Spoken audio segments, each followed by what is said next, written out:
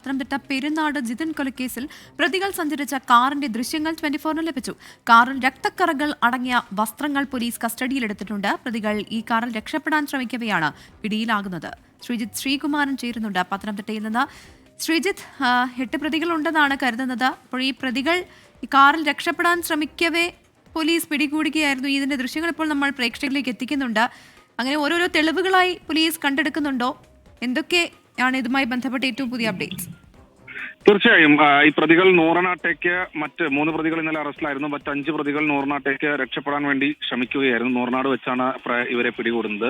3 പ്രതികൾ ഇന്നലെ തന്നെ കസ്റ്റഡിയിലായിട്ടുണ്ടായിരുന്നു. ഇതിൽ പ്രധാനപ്പെട്ട പ്രതി വിഷ്ണുവും അതുപോലെ തന്നെ നിഖിലേഷും അവരാണ് 1ഉം 2ഉം പ്രതികൾ. അവർ ആണ് പ്രധാനമായും കൃത്യം ആസൂത്രണം ചെയ്ത് നടപ്പാക്കിയെന്നാണ് പോലീസ് പറയുന്നത്. എന്നാലും ഈ കാറിൽ നിന്ന് കുപ്പികളും, അതായത് വെള്ളം കുടിക്കാൻ ഉപയോഗിക്കുന്ന കുപ്പികളും അതിലടക്കം രക്തക്കറകളാണ് എന്നാണ് ഫോറൻസിക് സംഘത്തിന്റെ പരിശോധനയിൽ ബോധ്യപ്പെട്ടിരിക്കുന്നത്. കാറിൽ രക്തക്കറകൾ അടങ്ങിയ വസ്ത്രങ്ങൾ കണ്ടെടുത്തിട്ടുണ്ട്. അതായത് ഈ വസ്ത്രങ്ങളെല്ലാം മാറ്റിയതിനു ശേഷമാണ്, അതായത് വീടുകളിലോ അല്ലെങ്കിൽ മറ്റേതെങ്കിലും കേന്ദ്രങ്ങളിൽ പോയി വസ്ത്രങ്ങളെല്ലാം മാറ്റി ആ കാലത്ത് തന്നെ വസ്ത്രങ്ങൾ സൂക്ഷിച്ചു. പക്ഷേ ഇത് മറ്റെവിടെയെങ്കിലും കൊണ്ടുപോയി നശിപ്പിക്കാനുള്ള ശ്രമമായിരിക്കും നടത്തിയിട്ടുണ്ട്. അതായത് ഏറ്റവും എടുത്തു പറയേണ്ടത് കൊല ചെയ്യാൻ ഉപയോഗിച്ച വടിവാൾ കണ്ടെടുത്തു എന്ന നിർണായകമായ വിവരം ഇപ്പോൾ പുറത്തു വരുന്നുണ്ട്. അതിലൊരു സ്ഥിരീകരണം അല്പസമയത്തിനകം തന്നെ വരും. എന്തായാലും പ്രതികൾ ഇപ്പോൾ റാന്നിയിലെ ആശുപത്രിയിൽ വൈദ്യപരിശോധനയ്ക്ക് വിധേയമാക്കിക്കൊണ്ടിരിക്കുകയാണ്.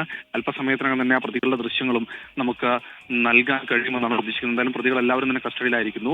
രാഷ്ട്രീയ ബന്ധമുണ്ടോ എന്ന കാര്യത്തെക്കുറിച്ചടക്കം ഡിവൈഎസ്പി ജയരാജ് അല്പസമയത്തിനകം വിശദീകരിക്കും. എഫ്ഐആറിൽ അത്തരത്തിൽ രാഷ്ട്രീയ ബന്ധങ്ങളെക്കുറിച്ചോ രാഷ്ട്രീയ കാര്യങ്ങളെക്കുറിച്ചോ പറയുന്നില്ല.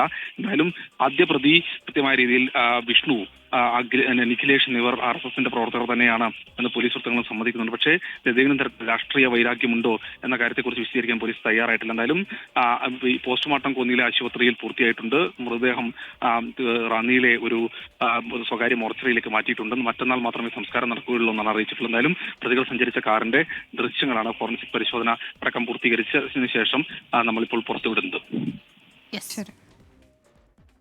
ശ്രീജിത്ത് ശ്രീകുമാരനാണ് വിവരങ്ങൾ നൽകിയത്. അങ്ങനെ പ്രതികൾ സഞ്ചരിച്ച ആ കാറിന്റെ ദൃശ്യങ്ങളാണ് ഇപ്പോൾ നമ്മൾ പ്രേക്ഷകരിലേക്ക് എത്തിച്ചത്.